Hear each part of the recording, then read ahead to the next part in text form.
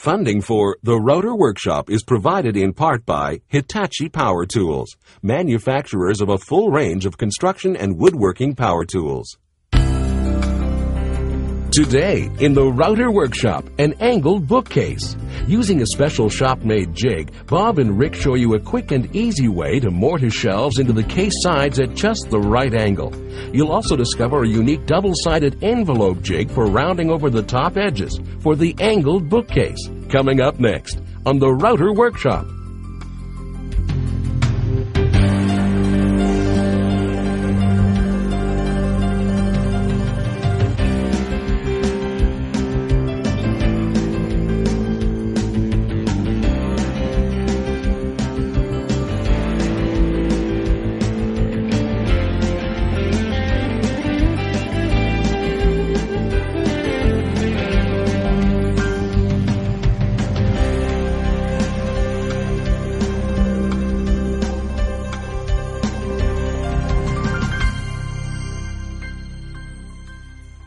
Today we have an angled bookcase, and why we call it angled is because of the trough wrench. Right, and we're going to have you go ahead and make the joint that ties the trough together. We have two of them. And the other thing we're going to have you do is you're going to go ahead and put the jointer on the bottom here to give us the look of feet. Just like we have on the bottom piece here. What am I doing today? Rick, we're going to get you to do the mortising. This ties into here somehow, right. So we've mortised it in with a nice little fixture that's a shop-made one. Yep. Plus you got the four corners to round off equally. All right. I'll do this away, and let's go ahead and get started. We'll take this top off, and we'll start. Well, first off, before we start things in it, we need some material to do it with, and something that's a little different here. We've got the trough, and each one consists of two pieces. So when we do that, I'm going to run a 3/8 groove down in one, and then I'm going to put a rabbet on the other to fit that. Well, when we do it, we need to have one piece has got to be 3/8 smaller than the other. So as you see in here, if we have a little close-up in it, those two are 3/8 of an inch narrower than the other two. What I need to do is chuck up a bit. This is kind of like the box joints that we did many times before. We use a 3/8 straight cutter. And when I say 3/8 straight cutter, that is it cuts a 3/8 slot. However, it is a spiral bit and it's solid carbide. So we'll just chuck that up inside of here. The other thing I'd like to mention to you people today and here again is that we're using the router in a table. And when we do that, we've taken the springs out of the router. Tighten that in there real tight. The springs are out of the router. So when you take it down in here, you have lots of flexibility for setting your depth. You'll also notice in here that I've got quite a bit of space around that cutter, and we need to eliminate that. So what we're going to do is put in a brass fitting in here. And this brass fitting in here consists of this. It has a hole in there, has threads on the backside and a ring nut. I'm going to have to twist that router around just to put it into place. So we'll pop that in there, and we'll put the ring nut on. Now what it does is close that gap around the bit. Not only does it make it a little safer to operate under, it keeps a lot of the debris back in. Now, I'm going to just pop it down in here, and we'll set it up. And remember, I have the router unplugged all the time that I'm doing that. How high should we set the bit? Brass setup bars, very neat for setting here. Gives you the exact size in here. We'll drop that cutter down to 3/8. Really, that isn't critical because the other piece is going to match automatically. Now, we'll put that back, and we've got to have a fence. Fence I have here is just a straight piece material, and we need a couple of clamps. So we'll put a clamp on either end. And again, the fence can be wherever. On an angle, it doesn't matter. Now, let me just tip this back this way. I think this will make you see a little better if I tip it the opposite way. Maybe the light will come in there. Let me just pop that in here. See that 3/8 spacing? That's the space between the bit and the cut. Now we're going to plug in and get some power here. And we got that, and let's turn it on.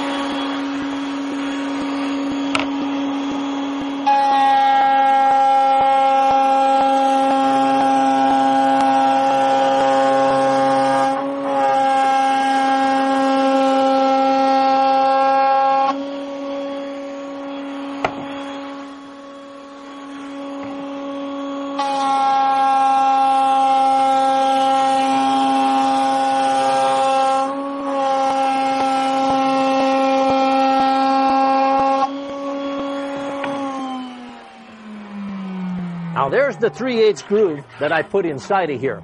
We've got to get a rabbet to match that. Now, what I'm going to do is just set this over on this side in here, and we don't change the bit. We don't change the height, and we don't change the space. what I need to do is take this block. We're going to put the face side in here, and we're going to run that between here. Now, normally you'd look at that you're trapping that, and you are, in a sense, you're trapping it. However, the bit is cutting on both sides of the cutter, so it's not going to take that away from you.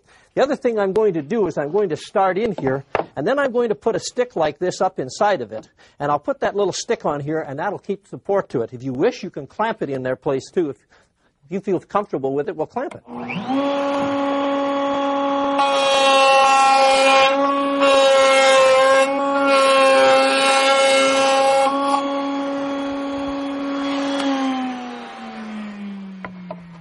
Let's have a close look here and see how kind of a fit we did get. See how it fits down inside of there? That's the way it should be. Fits down snug inside and you've got good strength to it. Now the only other thing we have to do here is I have to cut a notch out of the top. And the notch out of the top is going to relief into this mortise that Rick's going to put in, and it'll be round. So we got to cover that, and we're going to cover the notch while we got the bit set up. Also down on the back side here, that router's going to leave a round inset, and so we're going to round the edge off of this rather than square it up. So let me just set these back on this side, and I'm going to have to adjust the fence.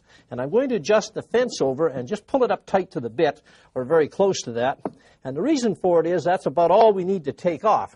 Now, make sure it's the top end. Don't cut anything down on this side, and we're going to stand that up.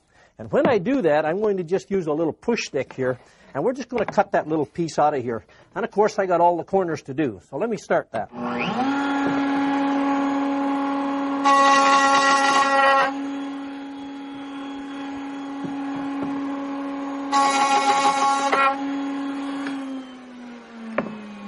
We'll have a quick look at what I've got here. See the little notch inside of that? That's that relief thing that's going to cover up the mortise. Rick's going to leave a mortise with a round from the router bit. This will cover up that, and you won't even know it's there. Let me finish the rest of them off. I'll lay that aside here. Got to pull this one apart here now that we got it fit in there so good. And always check to make sure you got the right top corner.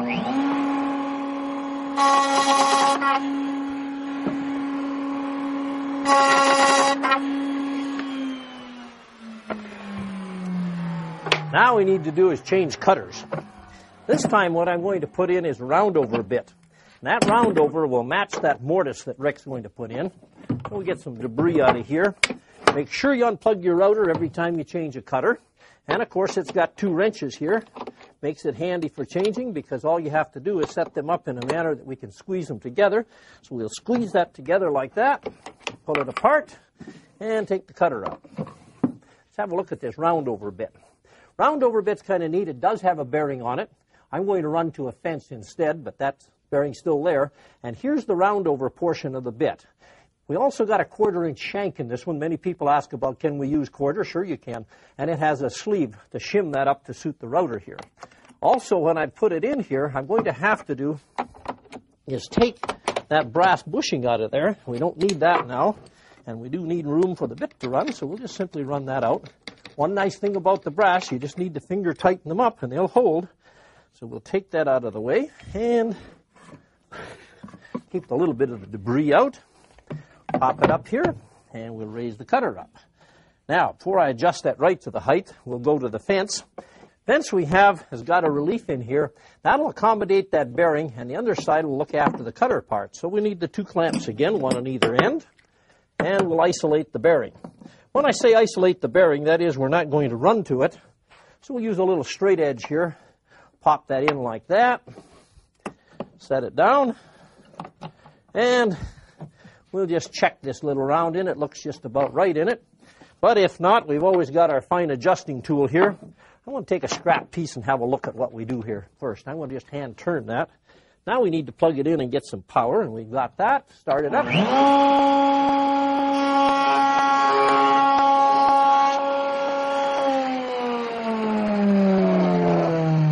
Now, if you notice on the round in here, I'm going to raise that cutter a little bit because I need a little more of a round shoulder on it. We'll take more of that bit into account. So we'll just hop that up just that little.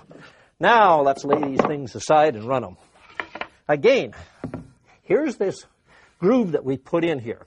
It's on the back side of that groove that we need to do this. So that goes against the fence and down. So let's run these 2.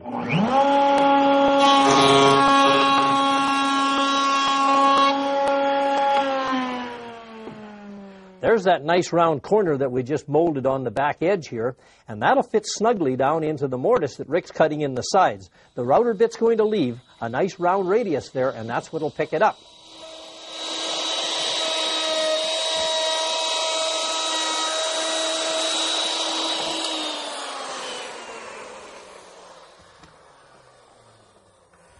Give it one more dust here, and let's take it out and take a look at it. Dad, have you got that piece there finished? There we go. We'll set it down here while we take this out. Get the hammer. And there we go. I need something to move the... There. Set that back down here, and let's get it out so we can see what we've got. All right.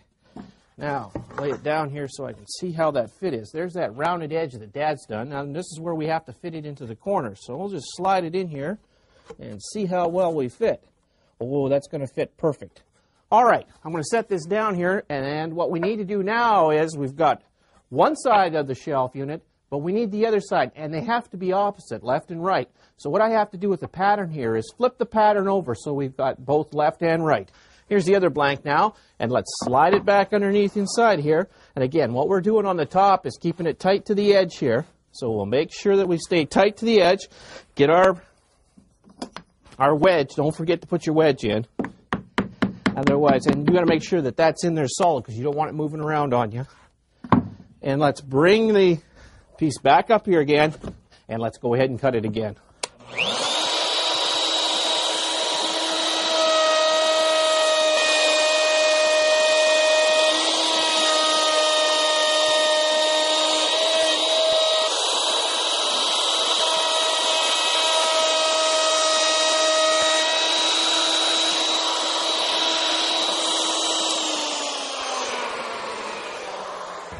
All right, let's take a look at what we've got here.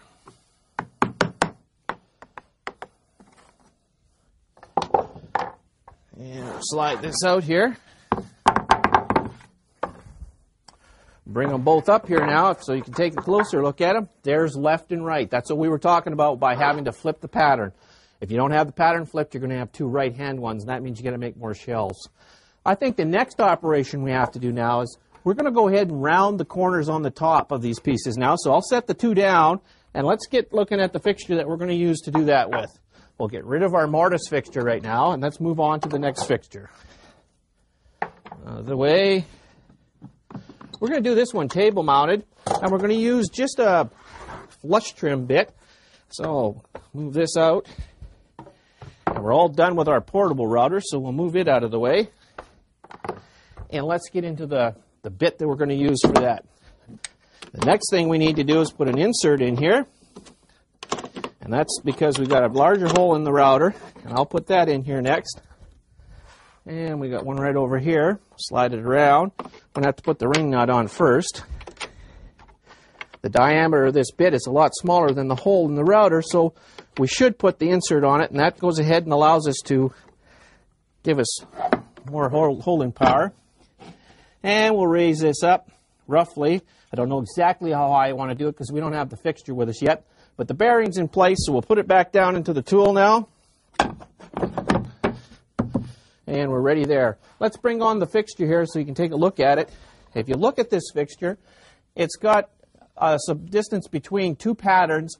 And what it is used for is when you've got the grain going one direction, you want to make sure that you're cutting the right direction to the grain so you don't tear it up. Using this plywood here, we'll be able to do that. Now I'll get the thing on and then we'll take a closer look at it again. So let's get a top piece here. And all I'm doing with this is we're using friction to hold the envelope on. There's the fixture on. Let's make sure we got it on right.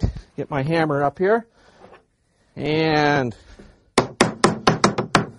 now, take another closer look at this. If we were to route it going down to the grain, what it's going to do is it's going to tear up the corner. So with using an envelope jig, you have the option to either flip it one way or the other, and we're running on the top bearing, so we got to make sure that we get the bit high enough so that the bearing's running on either on the top pattern at all times. So let's set that up now. What we're going to do is just lower this or raise that bit up, or router up, So it's right on the pattern. You just have to be close to the center, and you still have to have the cutter there. So we'll make sure that we're riding on the top part of this, and we got cutter cutting the material at all times. All right. Now, we have to be moving into the cutter, so we have to be moving into the cutter at all times, and we can get on the start here and allow us to go ahead and make the cut. And remember, when you're working on this, if you get in trouble at any time, you just have to pull it away so you're off the cutter and you'll be safe. All right, let's plug it in and let's take a look at it. Make our first cut.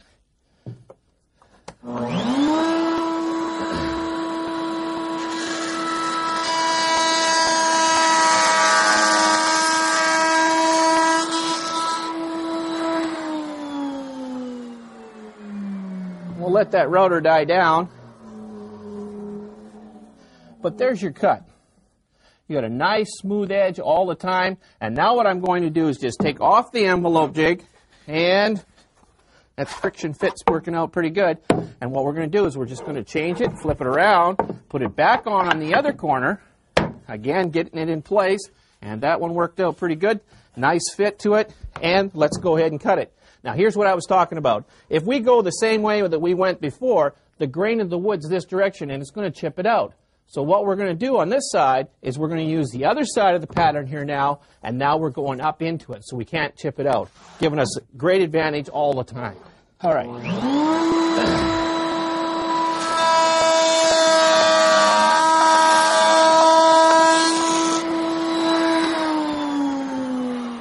Let's take another look at this.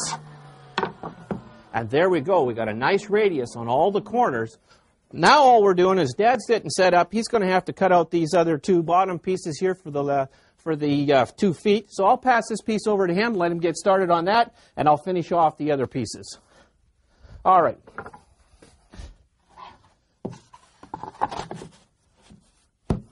Now the next thing we talked about was having some relief in the side pieces to act as feet. So what we're going to do here is change cutters again. And this time what we're going to put in is the flush trim bit. And the flush trim bit will have a bearing on it, and I did unplug that router. And we'll pop that together, take that bit out of here. A nice snug fit on that collar. Put that into place. Flush trim bit. The reason we use the flush trim bit is a kind of a twofold thing. We do have a bearing on it. We're not going to run to it. But the cutter itself, most times the cutter will come up and down straight parallel. This has a little bit of a hook to it, or it's got a shear angle. It cuts in first on the side of it. We like to use it with our fence when we do our jointing because of the cut that we get in it. And it's easy to set. The bearing helps you set it up, and we'll set it back in place. And let me see. Let me just put it about like that, and then we'll go to the piece in here. This time with the jointer fence, we're going to do a little modification on it. Remember on that, we had quite a distance in here, so I'm going to take about 3/8. Well, if you look at what I've got here, on that fence, you see the gap in between the stick and that? That's about 1/8 of an inch. And what happens when you put the piece in here, it joints that much off. So what we're going to do is set it in here. I've got double stick tape, and I'm going to put that on so we get about 3/8 of an inch. Make sure that tape holds inside of it. Now, the trick to setting this up inside of here, and my clamps.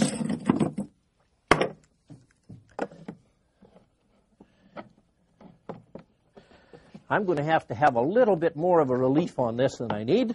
So how you get that is that you raise the bit up, and you swing the fence into it after you start it up, and it'll cut a little more of a relief out of that fence. And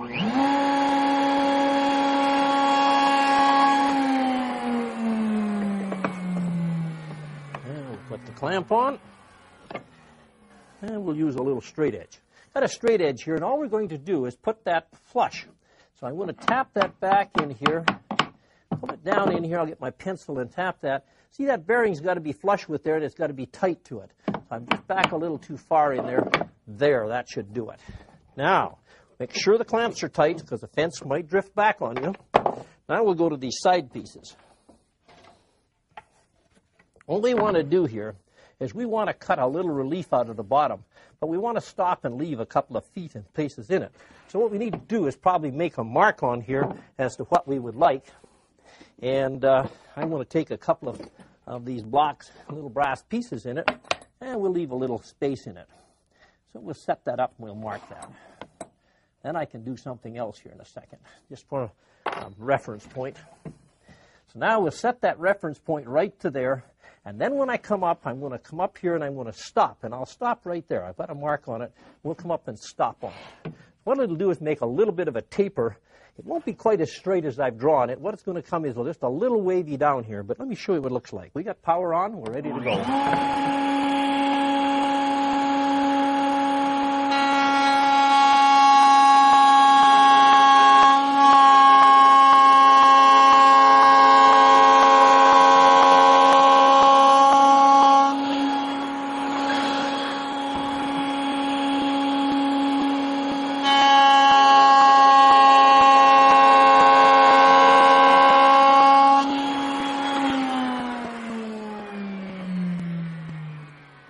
Now you'll notice that we've got this in, and if you set that down on it, it'll give you that little relief so that the case itself is sitting on 4 points rather than this whole flat bottom and have a tendency to rock. Let me finish the last one up here.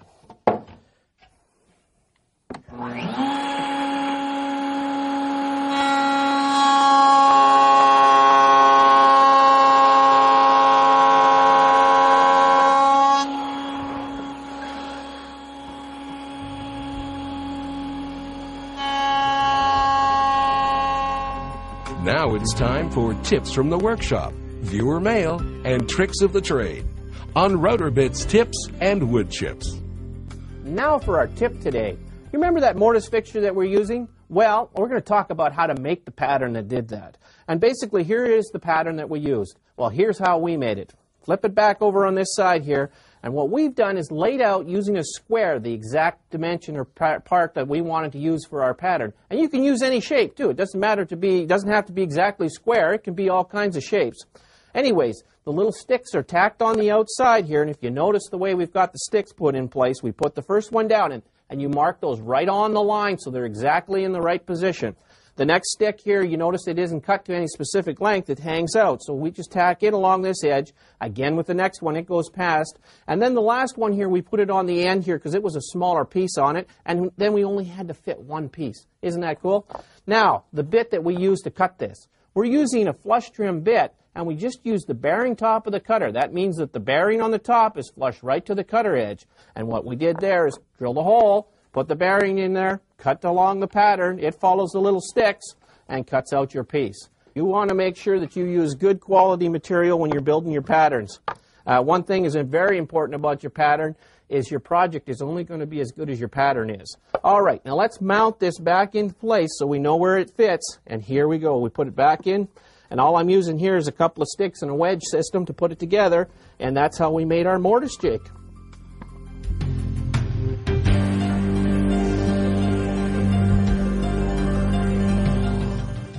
Now what we need to do is get this assembly taken down, and Rick's going to come over here and we're going to see if all these pieces fit or not. All right, I'm going to get the shelves for us. Yeah, I'll do that. And I'll take these things down, and maybe we should lower that bit out of the way, and it is unplugged. I brought a bigger table here so we can have something to assemble on, so we'll set that up. All right. You know, we got enough pieces here, don't we? I don't know if we got a pair here or not. Did we try these, see if they fit? Yeah, we can try that. Slide that one in there. Do we need my little... You might need a hammer. Oh, you got them. There we go.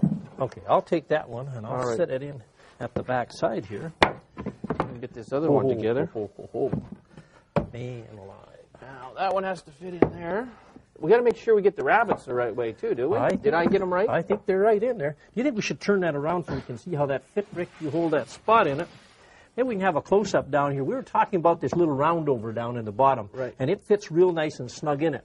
Now, if we're lucky here, we'll get this top piece. We can get this top piece put in here. Got that end, I'll hold it. There we go. Now, how are we going to... are we good enough here to tip this down I think so. Folks? Why don't we just tip it like that? I'll hold this end. You got that one? All we need to do is glue it and clamp it now. Always should dry fit, I think.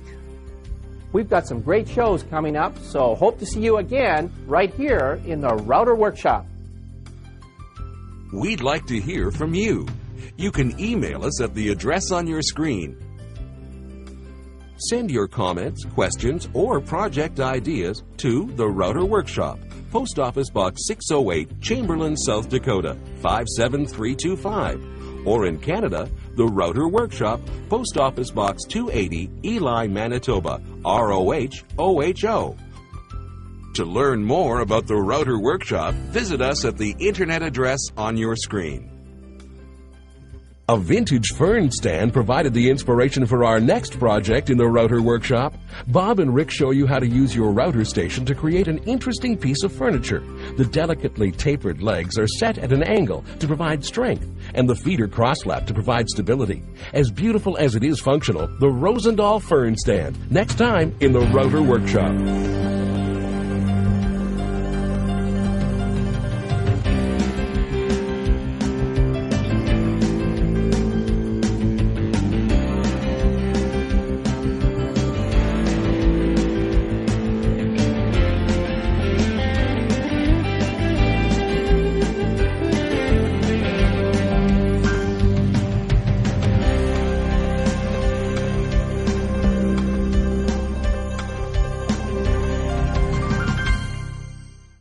Funding for The Router Workshop is provided in part by Hitachi Power Tools, manufacturers of a full range of construction and woodworking power tools.